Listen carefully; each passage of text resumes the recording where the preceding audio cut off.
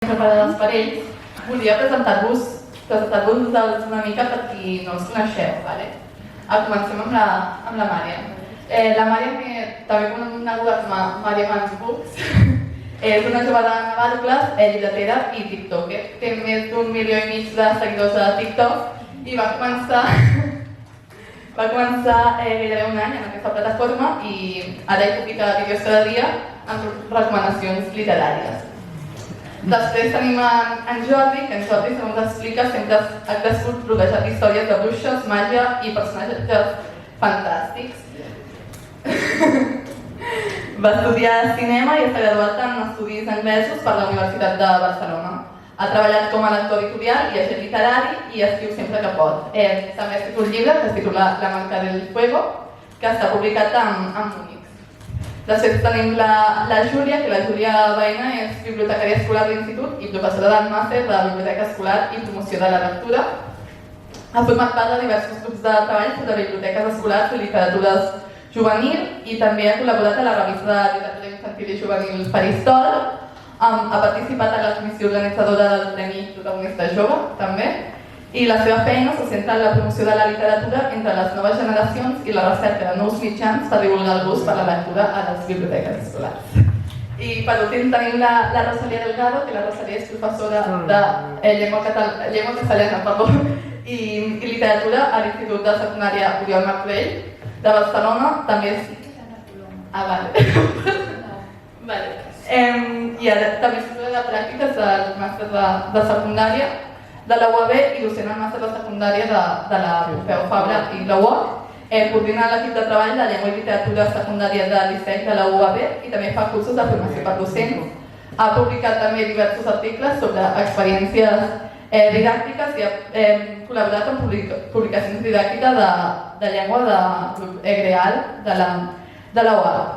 Però avui l'hem convidat aquí perquè té un projecte que ens interessa molt que es diu First Literary Dates, que és de foment de lectura entre adolescents. Bé, ara sí, comencem. La primera pregunta està relacionada amb el títol d'aquesta taula rodona i és: què considereu que és un bon lector i si us considereu bons lectors i per què?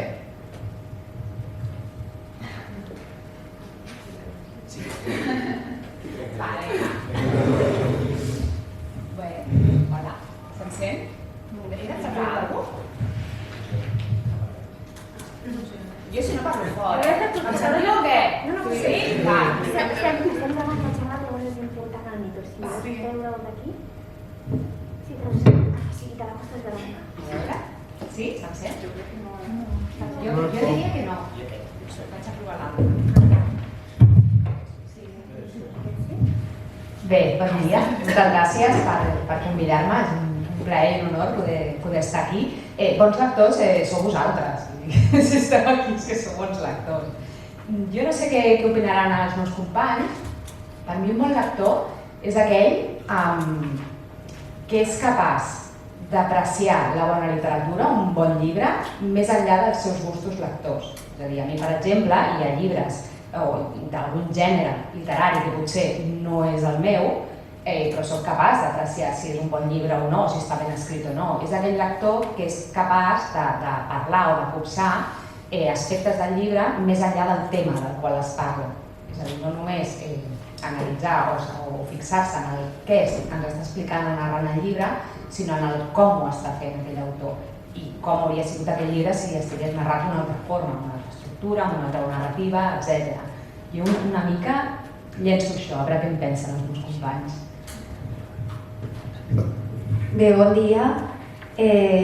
Primer de tot felicitar l'organització per fer un esdeveniment com aquest que em sembla superimportant, sobretot partint de joves, no? I destinat a joves també. I en segon lloc, agrair la invitació i per mi també és un honor compartir aquesta taula. Jo primer vaig pensar, suposo que parlem de bon lector literari, perquè clar, podem matisar que és un bon lector en general i potser tindria relació però ja és diferent. Després vaig pensar, bo ja implica un judici. Llavors, Aquest és un petit conflicte quan parlem de generar afició per la lectura, no? Aquests judicis que fem, què és el que volem aconseguir.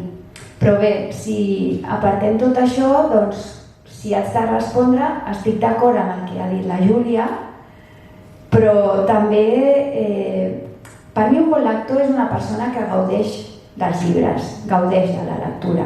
I gaudir té un sentit molt ampli, no és només identificar-te amb el que està passant al llibre, sinó anar més enllà.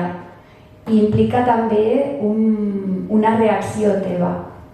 Llavors aquesta reacció és la que fa que tu actuïs d'alguna manera a la teva vida, tant ideològicament com la manera de ser, la manera de relacionar-te, perquè per mi un bon lector està influït per allò que ha llegit.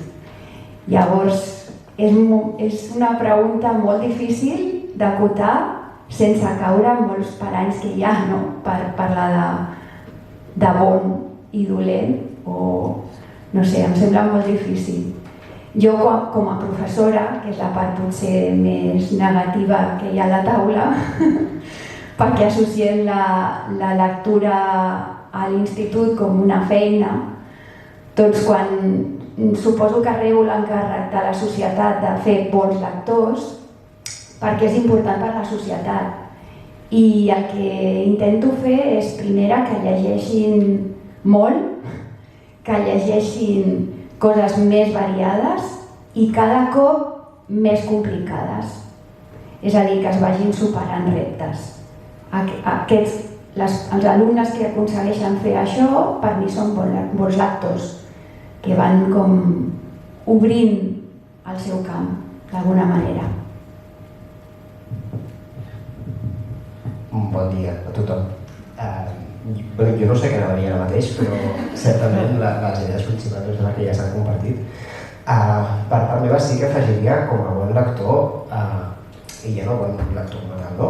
Però tothom que és capaç d'ara mateix separar-se una miqueta de tot aquest món de feedbacks constant que tenim per dedicar-hi una estona a la lectura i una estona que realment es disfruti, no? I seguint amb el que estàvem dient ara, per mi un bon lector també és una persona que es posa reptes, o sigui, que llegeix el que li agrada, que és conscient del que li agrada, però que de tant en quant diu, ostres, doncs, ha sortit aquest llibre o he descobert aquest llibre que no necessàriament seria per mi i decideixo que ho intento i si no m'agrada, doncs mala sort, ja ho provarem un altre dia, però al final el món de la literatura és un dels mons més rics que hi ha perquè tens tantes coses com vulguis i si no n'hi ha una que t'agrada, n'hi haurà una altra. Llavors, per mi realment un dels punts principals d'un bon lector és aquella persona que encara que tingui un llibre a les mans que no li agrada, no es rendeix i segueix buscant i segueix llegint i no es dona per vençut, perquè al final, vull dir, això que dèiem, no?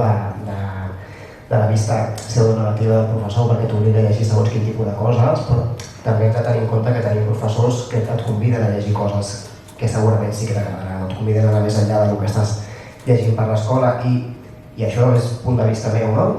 Sobretot per professió i tot això, que hi ha vegades que recuperes llibres que has llegit quan eres adolescent i estaves a l'institut i que vas odiar segurament perquè te'l feien llegir a l'institut, perquè això ens passa a tots, i el tornes a recuperar de més adult i dius, ostres, que joyita, no? I hauries d'agrair llegir-lo més endavant a la vida, però al final això, per mi un bon lector és aquella persona que no es rendeix i que segueix llegint perquè sempre hi haurà alguna cosa que et connectarà amb els llibres i que et mantindràs sempre amb aquesta connexió, no? I que et trobaràs alguna cosa sempre positiva o negativa, però et trobaràs alguna cosa.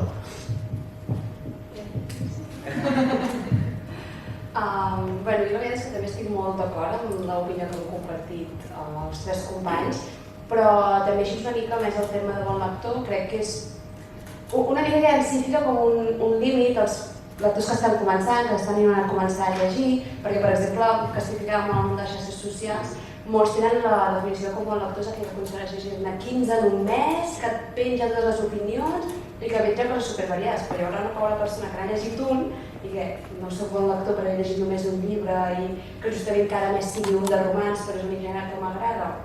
Jo crec que no cal ficar com moltes limitacions i buscar la definició exacta pel terme bon lector, però sobretot com dieu vosaltres és que sigui una persona que estigui fent això perquè li agrada, que llegeix perquè és algo que l'anima, que l'ajuda a desconnectar una mica de tot i sobretot sempre està bé voler buscar més, però a vegades si has trobat un gènere en el que tu ja estàs bé i que és una cosa que t'ajuda a animar-te a seguir llegint cada mes, encara que sigui el teu llibre, jo crec que això ja seria un bon lector, aquella persona que es va interessar en el seu moment i que dia a dia segueix animant-se a agafar novament un llibre per seguir descobrint històries.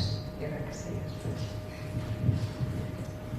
Jo vull afegir una cosa, jo no sé vosaltres, però arran del que ara comentaves, jo estic totalment en contra de la valoració de si és un bon lector o no en termes quantitatius. I això encara se segueix fent, no? En concursos que valoren el nombre de llibres, perquè de vegades un sol llibre fa molt més pel foment de la lectura i t'arriba molt més que 100 llibres mediocres o que senzillament no t'arriben i ja està. I llavors en aquest sentit vull dir això. Seguim això de comptar, no? Vull dir, això que dèiem ara de... Vull dir, jo no sé el temps que té la gent, jo sé el que tinc jo. I a vegades m'he hagut de llegir 15 llibres al mes per feina, no? Però llegir-te 15 llibres al mes, en molts casos no estic pràcticament convençut que implicarà que algun d'aquests 15 no l'has gaudit, no l'has llegit com l'hauries hagut de llegir i no has deixat que el llibre, perdó per la paraula, t'empape, no? Com t'hauria de poder empapar. Llavors, totalment d'acord, estic molt en contra d'aquesta mena com es diu això? De compte enrere, no? Me n'he marcat 15 per d'aquí a juny i només em porto 13, em queden 3 dies de juny i estem a juliol, doncs avui no dormo i en llegeixo 3. O sigui, això no... Però no és que no faci de bon lector, crec que és una cosa una miqueta tòxica per un mateix. Després hi ha un altre tema també, que ja l'hagués escoltat, que és que el bon lector és aquell que va amb un totxo bajo el brazo. A vegades hi ha llibres que són molt gruixuts i són molt senzills, no són gens complexos literàriament, i en canvi hi ha llibres molt primets que són molt complexos, que tampoc barrejar el gruix, no? Relacionat amb això que estan comentant, no? Per mi no té res a veure.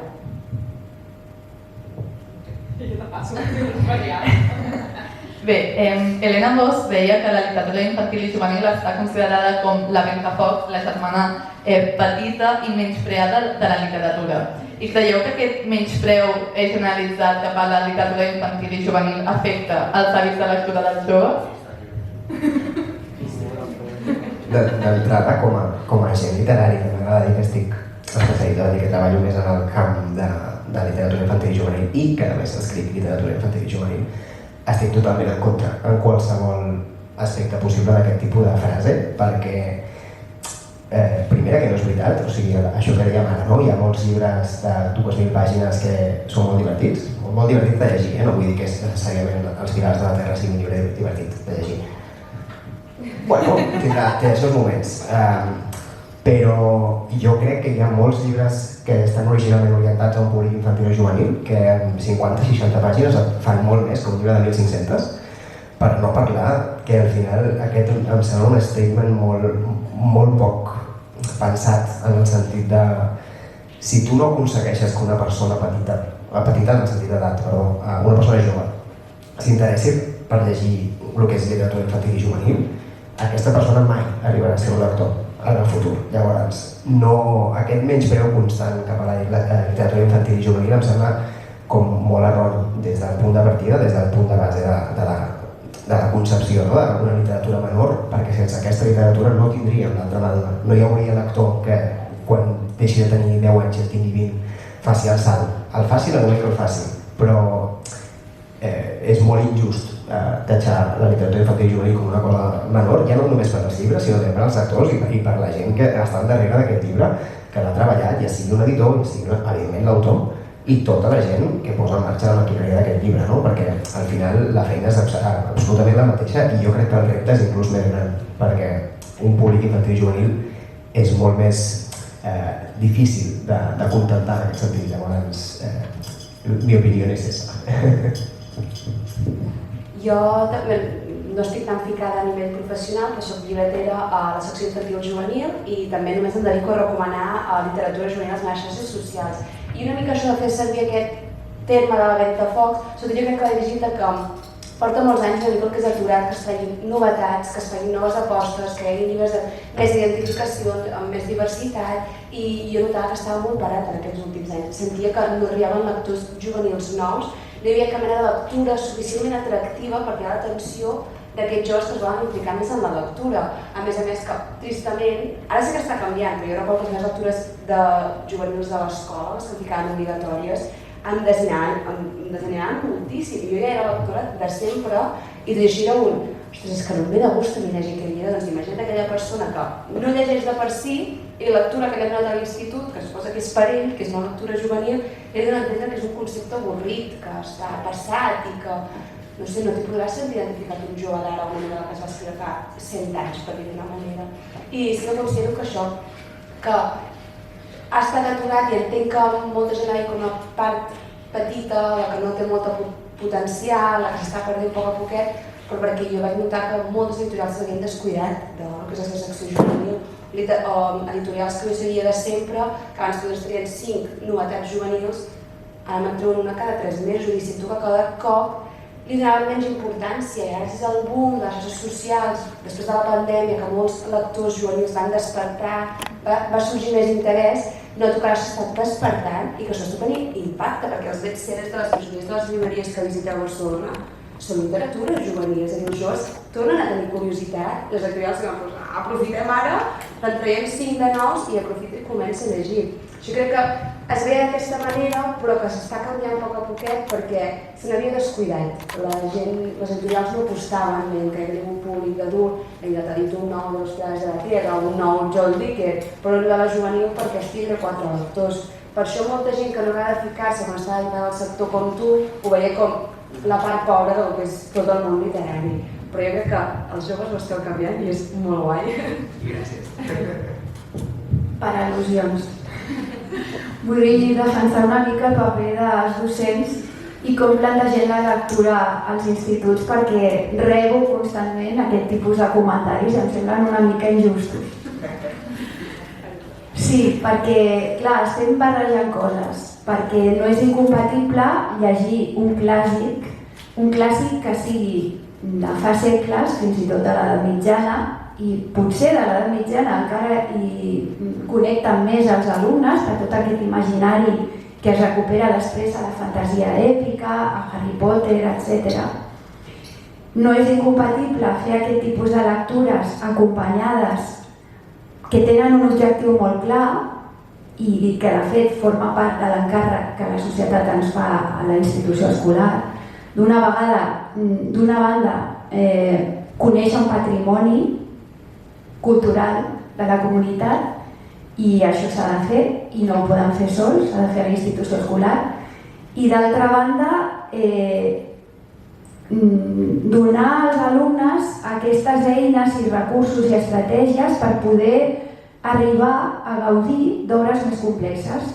Llavors, si tu no llegeixes aquest model d'aquestes obres amb ells perquè arribin a aprendre com ha utilitzat un autor determinat element tècnic, per exemple, l'estructura de l'obra, etc., doncs, quan tu estàs fent aquesta feina, estàs sacrificant un plaer més simple, més immediat, més identificatiu del lector, però perquè tens un altre objectiu. I això no ha de ser incompatible, sinó que ha de ser complementari amb què puguin entrar a la institució també lectures més vernacles, que se'n diuen, que són les que fan espontàniament, doncs la chick lit, els booktubers que escriuen, literatura de tot tipus. Vull dir, no cal que siguin dintre del cànon oficial, reconegut històricament, etc. I tenen un altre objectiu, que és alimentar aquesta afició i aquest gust per la lectura, que és més immediat. I la idea és que a mesura que vagin coneixent i dominant més les estratègies i les tècniques i la història de la literatura, doncs podran gaudir d'un ventall més ampli de lectures. No es quedaran només amb un tipus, un nivell lector. Aquesta és la idea. Llavors, de vegades sí que és veritat que has de fer una lectura que per als alumnes és un repte, és avorrida, han de fer una feina obligatòria, quan llegir en principi pensem que és oposat a obligació, ja ho veia penat, no? Sí, però s'ha de fer perquè l'objectiu és un altre i és diferent quan hem de fomentar el gust per la lectura, que llavors ha d'associar-se al plaer, no a una feina, sí a alguna activitat, però una activitat que contribueixi a construir la seva autoimatge com a lector i també a socialitzar-lo gràcies a les lectures que ha fet, per exemple. Llavors jo soc una defensora del paper que es fa a l'escola. És veritat que de vegades o tradicionalment s'ha barrejat tot. Ara hi ha més coneixement en aquests dos objectius diferents, espais diferents, maneres diferents de treballar i corpus diferents. I llavors, si tornem al principi, al paper o la valoració de la literatura infantil i juvenil, també podem dir que generalitzem molt, perquè literatura infantil i juvenil se li diu a moltes coses, i n'hi ha de bona i n'hi ha de dolenta. I també dintre de la literatura infantil i juvenil hi ha cànons, també. I també, com tots els cànons, es clouen. Hi ha uns clàssics de la literatura infantil i juvenil que, pel que jo he trobat, molts alumnes espontàniament tampoc els gaudeixen i són literatura infantil i juvenil. Per què? Perquè suposen un repte també, perquè hi ha una distància, un context que requereixen un acompanyament. I després hi ha literatura més infantil i juvenil, més popular, més comercial, que sembla que és la que se'n diu la ventafocs, però igual que la literatura més comercial, que no és infantil i juvenil, hi ha un menyspreu cap a aquesta literatura. I és veritat que hi ha moltíssima part de la societat que és la que llegeixen. Llavors, jo penso que és més aviat al contrari, que cada cop està més revaloritzada, almenys des de la institució escolar, que és des de jo puc parlar, perquè veiem el potencial que té dintre d'un dels encàrrecs que la societat ens fa. Dues coses volia comentar relacionades amb això. La primera és que sí que crec que existeix un menyspreu, perquè jo ho noto, soc bibliotecària escolar a un institut i sí que ho noto. També és cert que crec que cada vegada menys, com comenta la Rosalia, però sí que és cert que de vegades no, doncs hi ha algun docent, no tot afortunadament, però es veu que hi ha un menyspreu per la juvenil. No, és que això juvenil a mi no m'agrada. Bueno, potser és perquè no has llegit cap bon llibre juvenil, crec jo, que no l'has trobat. Jo crec que afortunadament això està canviant a poc a poc. Quan mires una mica els itineraris lectors de secundària veus que cada vegada hi ha més literatura juvenil contemporània per treballar, per exemple, al voltant d'un tema, etc. I després sí que també estic d'acord amb la Rosalia, crec que si no tenim una base que crec que l'escola ha d'ensenyar, difícilment després podrem apreciar el que comentàvem amb la definició d'un bon lector, l'estructura d'una obra, etc. Crec que això també és important i crec que és necessari també, i jo com a mare també demano almenys que l'escola ho pugui ensenyar al meu fill, més enllà de parlar del tema. Ara bé, una altra cosa que sí que crec que és cert és que de vegades no és tant la lectura obligatòria del llibre, sinó què hem de fer amb aquest llibre. El tipus de lectura que és més analítica, perquè l'objectiu, com comentava la Rosalia, és diferent, no és una lectura per plaer i ja està, però això no treu que no en puguem gaudir. Per exemple, també una altra cosa que també volia comentar és que crec que partim de la idea equivocada de que tot allò que llegim ens ha d'agradar i no passa res si un llibre no t'agrada, també és un aprenentatge o de fet poden haver-hi coses del llibre que t'agraden i coses que no. Crec que dir m'agrada o no m'agrada és una observació massa simplista i precisament la competència literària, l'educació literària que tenen a l'escola és allò que t'ajuda a profunditzar i a perfilar una mica aquesta opinió, explicar per què sí o per què no. Però crec que potser el que fa una mica obviar, no sé si està dit així, o avorrir algun tipus de lectura que fem a l'institut, és més el que hem de fer amb la lectura més que no pas el llibre en si. Per exemple, si hem de fer un examen i ja està, el llibre, enfocarem el llibre d'una manera molt diferent i el llegirem d'una manera diferent, ja pensant en quines preguntes ens poden caure a l'examen. Llavors, jo no dic que hagi d'haver exàmens o no, perquè això és un tema que a mi no em pertoca, ni toca els propis, i d'alguna manera s'ha d'avaluar, això també és així, però sí que crec que potser falta una mica, potser per mancar de temps, del que sigui, de conversa literària, és a dir, trobo a faltar el fet de parlar dels llibres, de posar en comú i construir de manera col·lectiva el significat entre els grups d'alumnes, no? De xerrar del llibre, xerrar del que t'ha agradat, del que no, del que t'ha costat, del que no has entès, potser tu has entès una cosa i t'ha costat entès una altra, no? Tot una miqueta, una conversa literària amb Foc Chambers de tota la vida, no? Una mica. Crec que potser falta una miqueta això, no? I que ajudaria, crec, a complementar aquestes tasques, no? Associades a la lectura obligatòria, no ho sé, del meu punt de vista. Bé, jo penso que jo he descarregat els exàmens de lectures, per exemple, però sí que em faig activitats. Sí que penso que poden tenir una funció fer un examen d'una lectura, però has de tenir clar quina és la funció, no és avaluar la lectura. Si jo fes un examen d'una lectura seria o per controlar que una persona efectivament l'ha llegit, això no vol dir ni que l'hagi gaudit, ni que l'hagi entès, ni que hagi après el que jo vull que aprengui, només és un mecanisme de control que és legítim també, perquè si jo després vull fer alguna cosa amb aquesta lectura, primer m'haig d'assegurar que l'han fet si és que no l'hem fet junts. Llavors, amb aquest objectiu podria fer un examen de lectura, o un altre, per mi, motiu que podria justificar fer un examen de lectura seria perquè vull recuperar una informació molt concreta del llibre per fer-ne alguna cosa després. Llavors jo faig unes preguntes molt concretes per recuperar aquesta informació i un cop la tenim, que podria no ser un examen, podria ser una activitat feta en un grup que ha llegit el llibre, doncs busqueu la resposta a aquestes preguntes. Ja està, per fer-ne alguna altra cosa. Jo sí que penso que s'han d'avaluar les lectures, com penso que s'han d'avaluar tot el que es fa a la institució escolar, perquè si dediquem un temps i unes energies a fer qualsevol cosa en aquesta vida, s'ha d'avaluar. Ara, què entenem per avaluar? I llavors ja entrem en un altre món també. Estem obrint molts camps, però clar, avaluar vol dir valorar si hem aconseguit els objectius que teníem. Així de clar. Llavors, si jo he proposat fer unes lectures d'una determinada manera és perquè tinc determinats objectius. Com no he d'avaluar això? Llavors, què faig? Vaig fent coses i és igual si aconsegueixo els objectius o no. Els hem d'avaluar. Però l'avaluació, com bé diu Neus Sant Martí, que és una gran referència al món de l'educació i de l'avaluació a la secundària i a la primària, doncs ha d'estar al servei dels objectius, no en contra. Si el meu objectiu és que hi hagi més i millors lectors, no puc fer un examen per avaluar la lectura, perquè això ni farà més ni millors lectors. Més aviat al contrari, generarà rebuig. Llavors, per exemple, per posar un exemple concret del que vam fer un any, que no és una idea meva tampoc, la vaig un professor, ara no me'n recordo si de Múrcia o de Sevilla o no me'n recordo,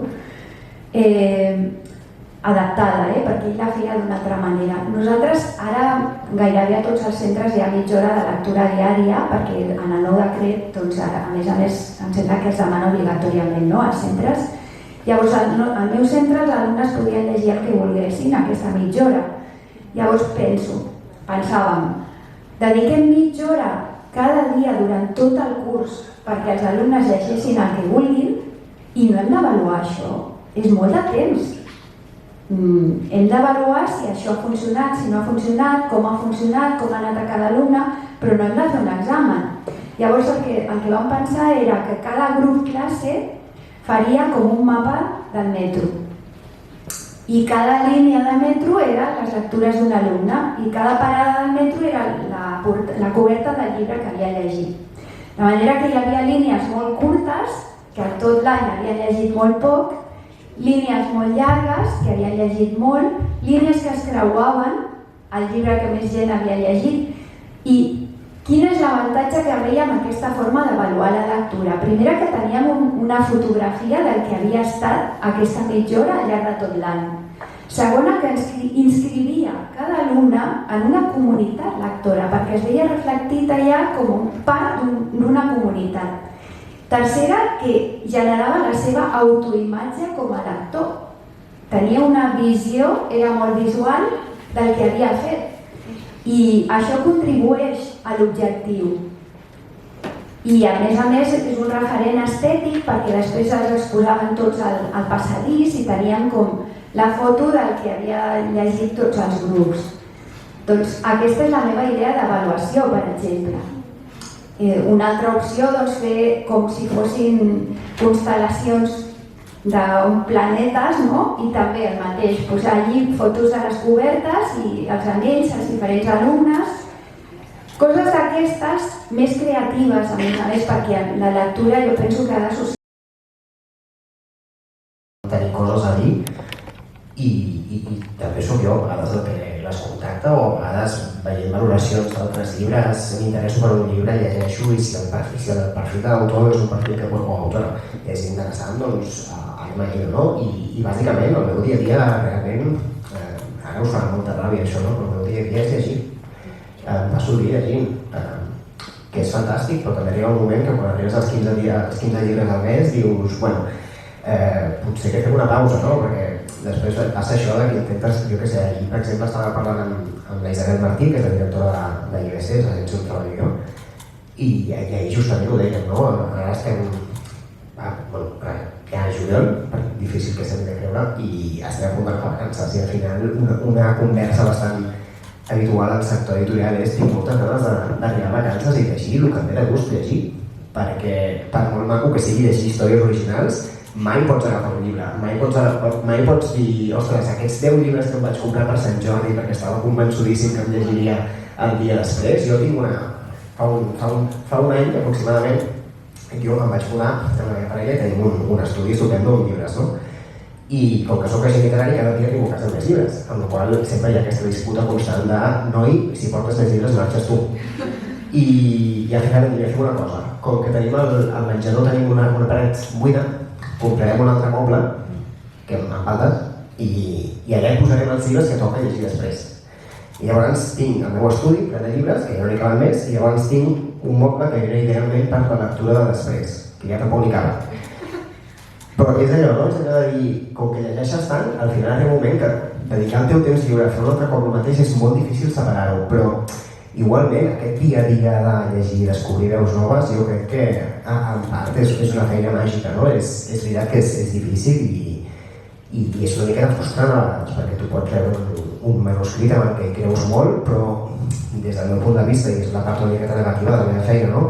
Com a lector professional, tu has de poder anar més enllà d'aquella lectura i has de poder dir, vale, estem a 2022 i el que s'està movent ara és això, aquest manuscrit que jo m'estic llegint ara té cabuda ara, o potser l'hauria tingut fa 2 anys, però ara potser no. La tindrà d'aquí 6 mesos. Fins a quin punt em puc implicar jo amb aquesta història per defensar-la de la manera que ha de ser defensada? Està preparat el mercat per aquesta història? Vull dir, és tot un seguit de preguntes que t'has de plantejar, vulguis o no. O sigui, hi ha moltes vegades que toca llegir un llibre que m'encanta, que m'apassiona, que és una veu fascinant, però el mercat no hi és encara en aquest punt, no? I això és molt frustrant, perquè malauradament nosaltres no podem controlar el mercat, cap dels que estem aquí, malauradament, però sí que és cert això, no? Que hi ha moltes coses que tens la sensació que es queden pel camí i és una pena. Però ara també tenim una part positiva i és que s'ha de donar les gràcies a que estan sorgint moltes editorials petites i independents que estan ajudant precisament a que aquestes veus, ja no només juvenils i infantils, sinó inclús veus adultes, que d'altra manera potser s'haurien quedat abocades i ara estan sortint.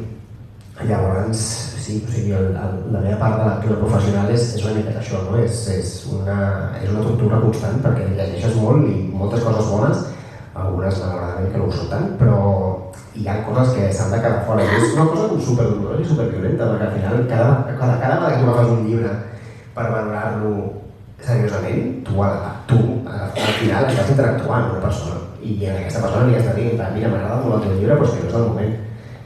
I això valorar-lo és difícil. Dit això, és una feina molt maca i coneixes a molts lectors nous, coneixes a molts autors nous, que és una cosa fascinant per poder parlar amb un autor de la seva obra, fascinant fins a cert punt, perquè hi ha autors que els agrada molt parlar de la seva obra, però és una feina molt agraïda, sí que és veritat. I no sé si he contestat a la pregunta, però... Bueno, la pregunta quina era?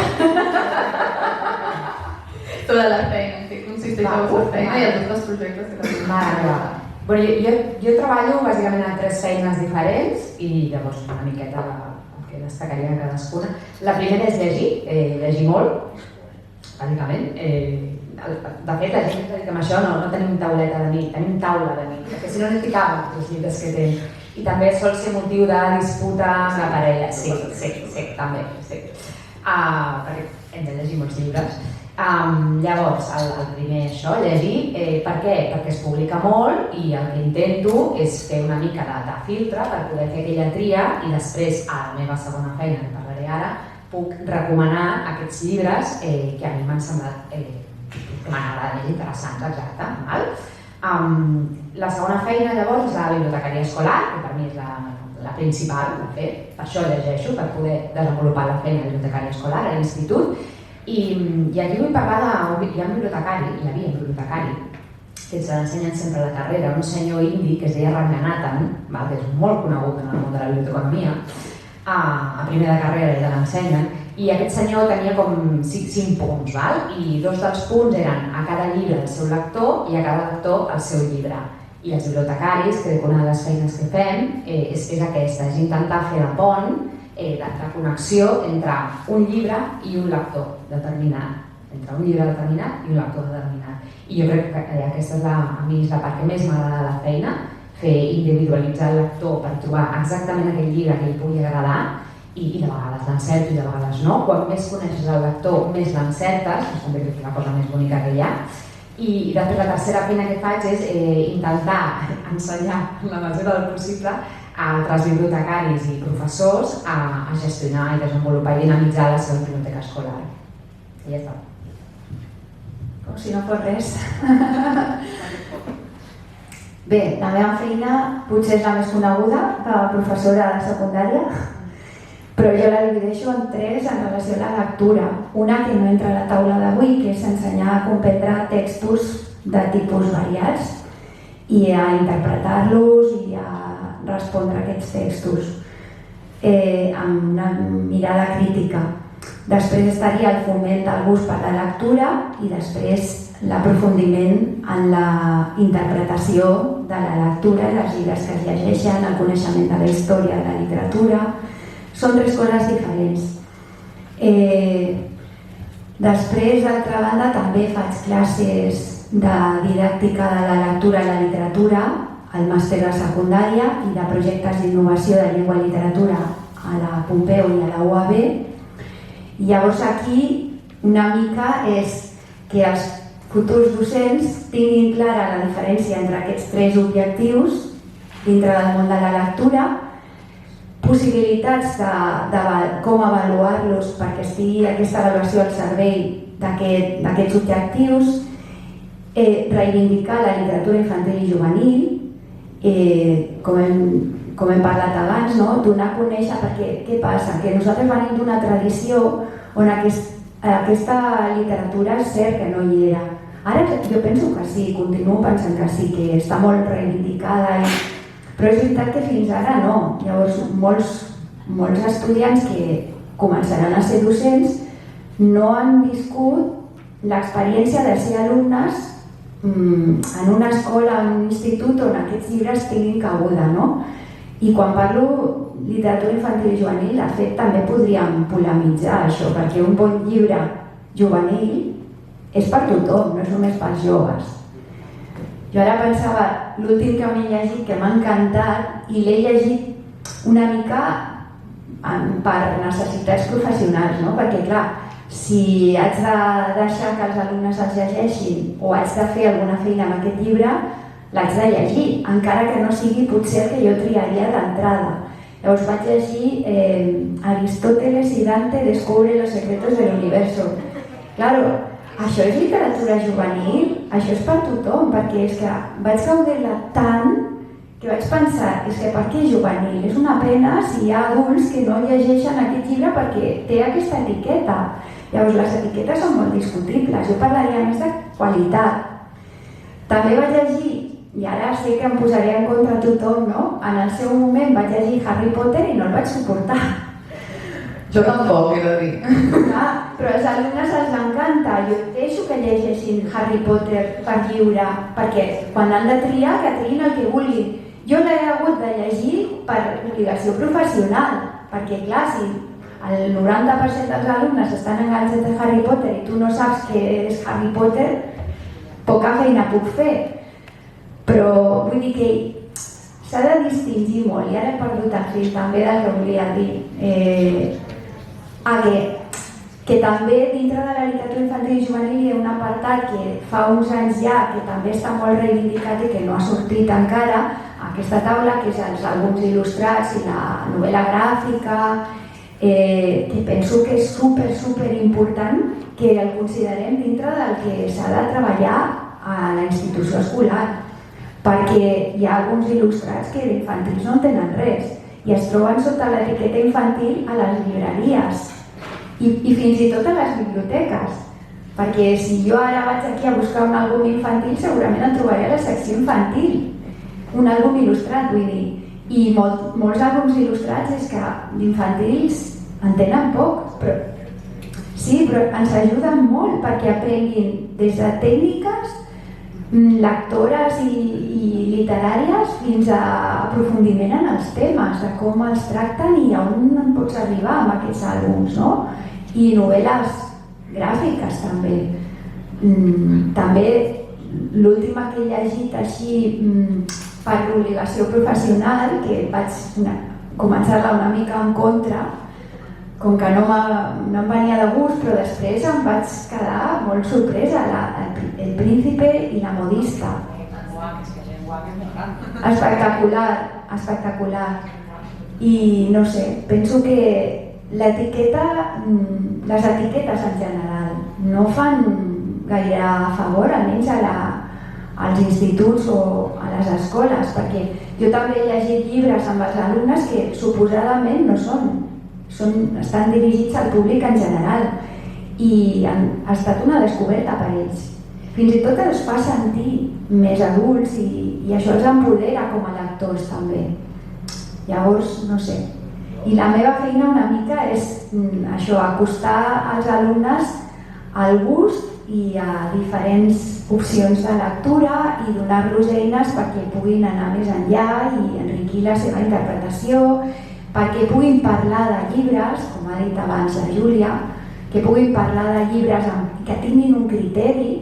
A mi m'agrada molt l'article que escriu la Tina Vallès al Vila Web, per exemple, la setmana passada parlava d'això, no? Que havia estat a una biblioteca amb alumnes i que li havia sorprès molt gratament que tenien criteri. Només mirant la contracoberta del llibre i el títol i estaven decidint i discutint, no, doncs jo aquest me'l llegiré perquè tal. I tenien arguments. I aquesta és una mica la nostra feina. Ajuda molt tenir bibliotecàries i bibliotecaris, ajuda moltíssim, per desgràcia no els tenim als centres educatius, o no a tots, perquè és veritat que t'assessoren perquè no arribes a tot i has de llegir molt i tampoc ajuda com està organitzat el sistema educatiu perquè no es contempla dintre de la teva feina que has de destinar moltes hores a llegir. Ja sé que sona com si fos una mica irònic, però és que és així. Els professors hem de llegir moltíssim, sobretot els de llengua i literatura, però jo diria que tots. Però hem de llegir molt i és cert que moltes vegades ho gaudim i què hi ha de dolent en això? És la meva feina, vull dir. I això no està considerat enlloc, que tinguem un espai, una estona per llegir dintre del nostre horari. I la idea és, clar que els hem de recomanar i si tu els coneixes doncs pots fer una recomanació molt efectiva, però també que tinguin el seu propi criteri. I això no és tan fàcil, però obrir-los una mica la ment. Heu de saber que els bibliotecaris tampoc tenim temps contemplat per llegir. I som bibliotecaris. Tot el que llegim, ho llegim en el nostre temps lliure perquè ens agrada. Val? Això, i una cosa que has comentat, jo crec que en realitat tothom té criteri. Altra cosa és que tinguis les eines o el vocabulari per poder-ne parlar, però criteri crec que tothom en té. Però si no estàs habituat o no tens aquell vocabulari o aquelles eines d'anàlisi per poder-ne parlar, doncs no ho faràs, però no és perquè no existeixi criteri, crec jo. I una de les funcions precisament de l'escola per mi, o de la competència literària, és donar-te, facilitar-te aquestes eines per poder expressar aquest criteri que tu ja tens, o aquesta opinió que tu ja tens, no? I ara afegiré puntualitzant que si a algú li ha agradat la feina de gent literari no us penseu que jo em passo el dia llegint a l'oficina. O sigui, també la part de lectura, com estem aquí, també és a casa i és fora d'horari i no està necessàriament contemplada. Però el que sí que volia comentar, seguint el que es deia per aquí fa un moment, i és que hem començat dient que el que era un bon lector, potser també podríem comentar el que és realment un bon llibre i no necessàriament a nivell de qualitat, i ara potser obro jo un meló innecessari, si és així, perdó, però crec que també hem de defensar el concepte d'un bon llibre, i un bon llibre és un llibre que si és per nens també té alguna per als adults, i si és un llibre per adults també té alguna per nens, i al final jo crec que això, no? Hi ha llibres que tu estan orientats perquè te'ls llegeixis quan tens 10 anys, però quan l'agafes amb 25 i amb 30 i trobes alguna que abans no hi era, i això també és una cosa molt interessant. I seguint el que comentàvem dels àpats il·lustrats, certament és una nova manera de llenguatge molt interessant i a vegades et trobes àpats il·lustrats que Déu-n'hi-do. O sigui, que te'l llegeixes i necessites parir-lo una miqueta perquè a més un àpat il·lustrat és una cosa que la mires en 10 minuts i fa falta estona per parir-la. O sigui, que ole a tots els autors i autores i il·lustradors i il·lustradores que fan àpat il·lustrat perquè fan autèntiques meravelles. Amb l'àpat il·lustrat? Sí. De fet, des dels mateixos lectors, jo per exemple gairebé no faig préstec d'àlbum i noto que he de fer molta mediació per això en àlbum, perquè la percepció que hi ha és que és per nens, no? I llavors has de lluitar molt en aquest sentit, no? Sempre hi ha un lector o lectora que sí que li agrada, però els has de mediar molt més, almenys per la meva experiència. A mi m'encanten, i m'he fet servir molt i precisament una de les coses que faig és uns tallers de descoberta literària només o bàsicament amb àlbum, còmic i novel·la gràfica, precisament per això, per donar a conèixer una mica la descoberta d'aquests formats.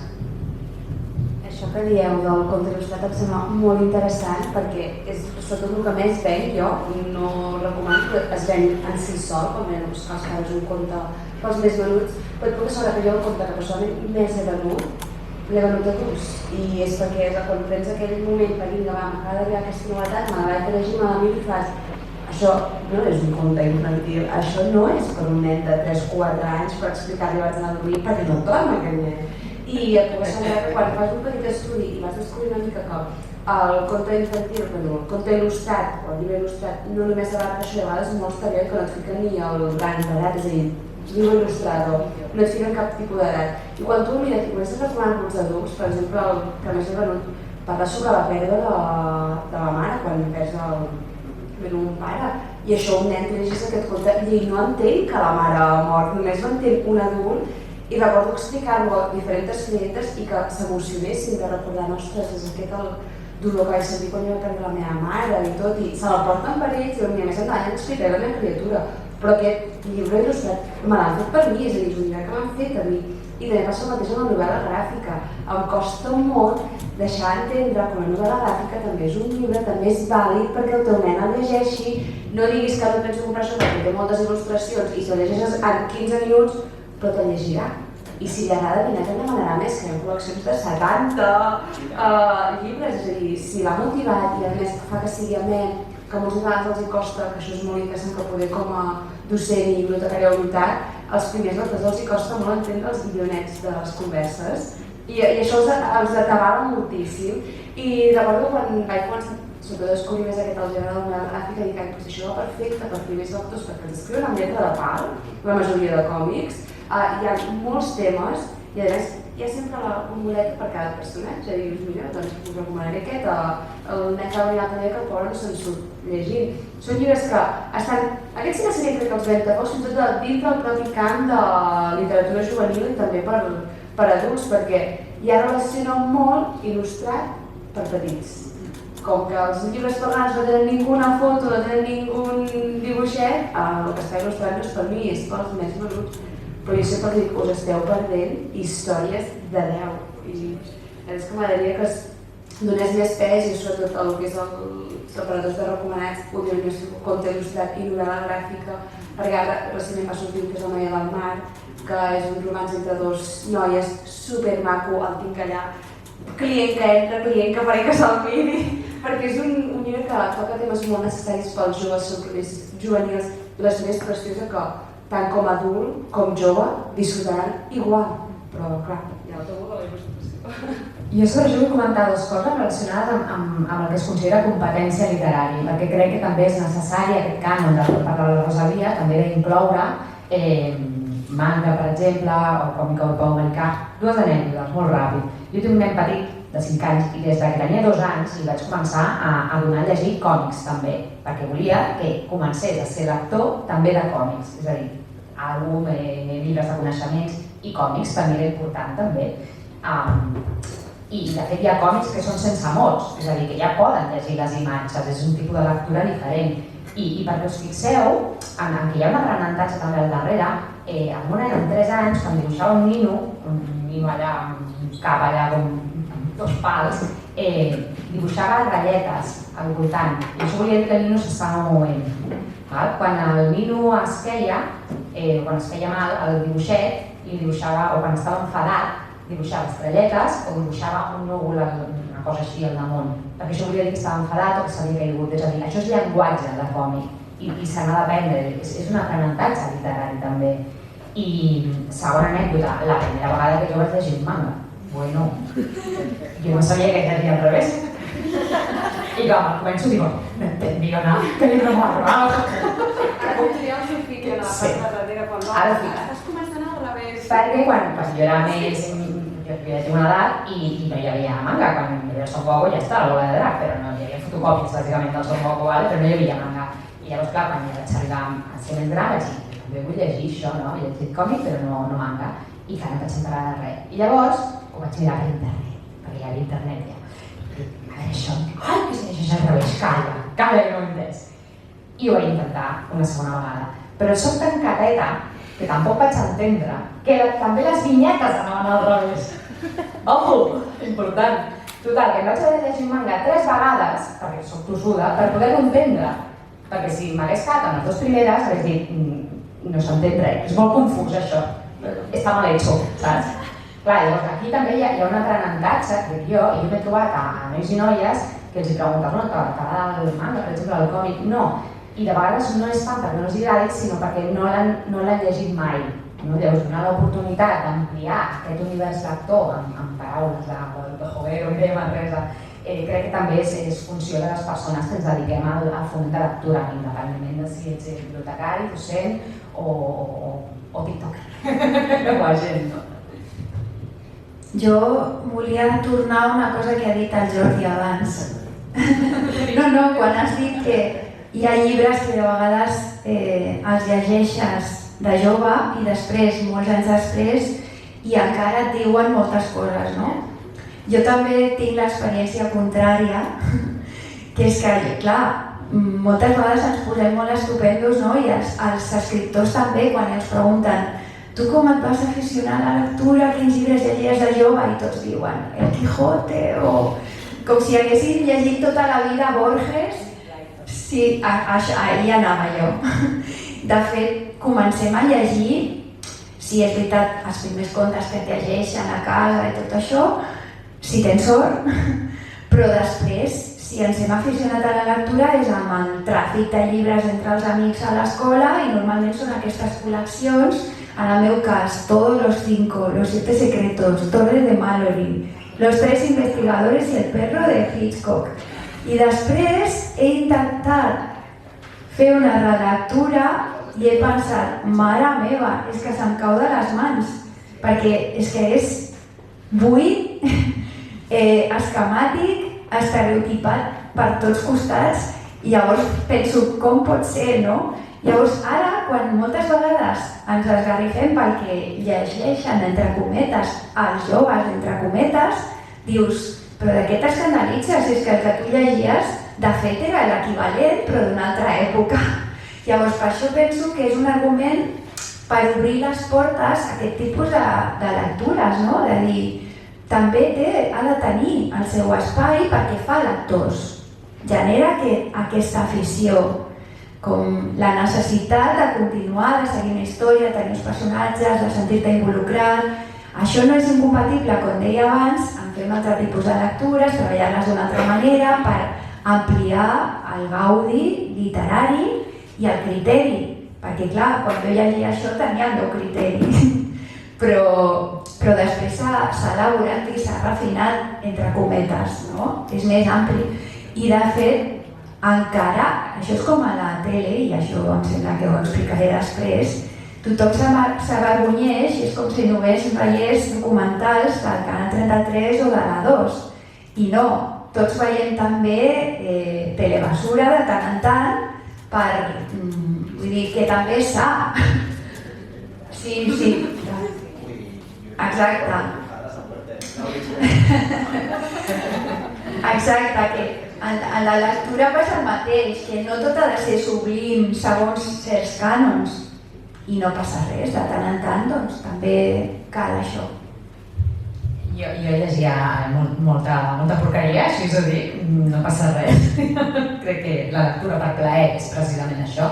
Però sí que sé que quan més llegeixes i a mesura que vas adquirint destreses i el que es diu més múscul lector o mecànica lectora, sí que cada vegada vas apreciant coses, no? I potser ara no llegiria algunes coses que llegia, que m'han servit molt per adquirir això, aquest hàbit lector, no? Perquè l'hàbit al final és això, és que t'agradi allò que estàs llegint i tenir les habilitats i competències per poder-ho llegir, perquè s'hauria d'establir l'hàbit, no? Però jo també llegia tot el que has llegit tu, llegia jo. Fins i tot he llegit porqueries d'una senyora que deia Corín Tellado. Sí, que era masclista com la cosa, era una cosa de l'amor romàntic espantós. Però jo ho llegia tot. Que tenia la meva iaia, saps? D'amagades, m'anava al lavabo allà.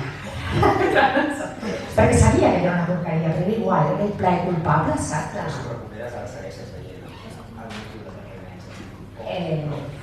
No ho sé, no sé si tornaria a llegir.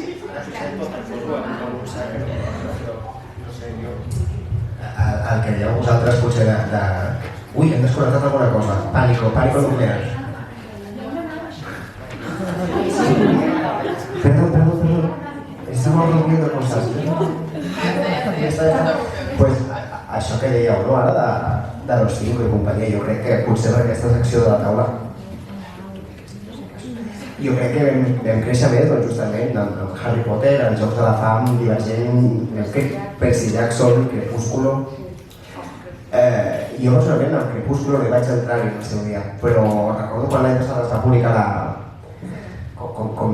el primer llibre de la perspectiva de l'Edward, exacte, vaig fer una mica un challenge amb col·legues i vaig dir, va, 20 anys després és el moment de llegir-me'ls.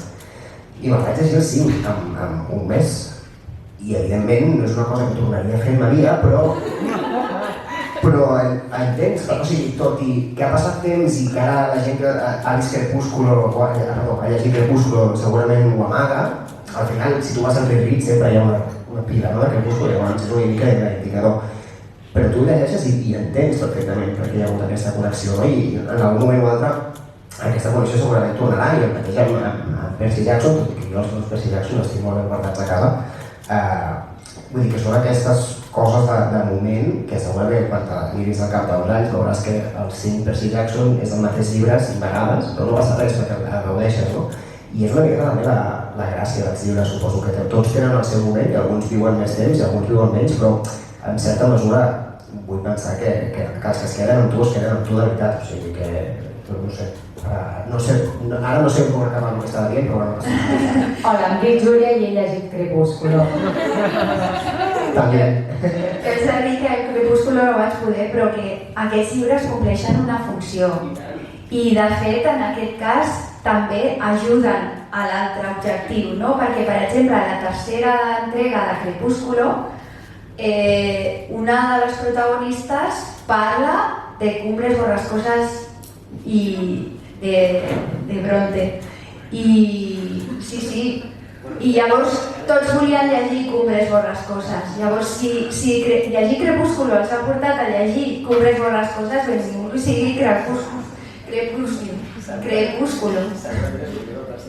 Sí, i tinc una altra anècdota semblant amb... Jo soc profe de castellà. I quan hi havia la sèrie horrible en tots els sentits, física i química, a la classe de literatura llegien la Celestina I tots volien llegir La Celestina a la meva classe, que és un d'aquests llibres que tens una mica de por de posar per llegir. Normalment treballes fragments, llavors van fer un club de lectura voluntari a l'hora del pati per llegir La Celestina. N'hi havia 15 persones llegint La Celestina a mi a les hores del pati. Llavors, si serveix per això, tots benvinguts sigui. Sí, sí. I el que volia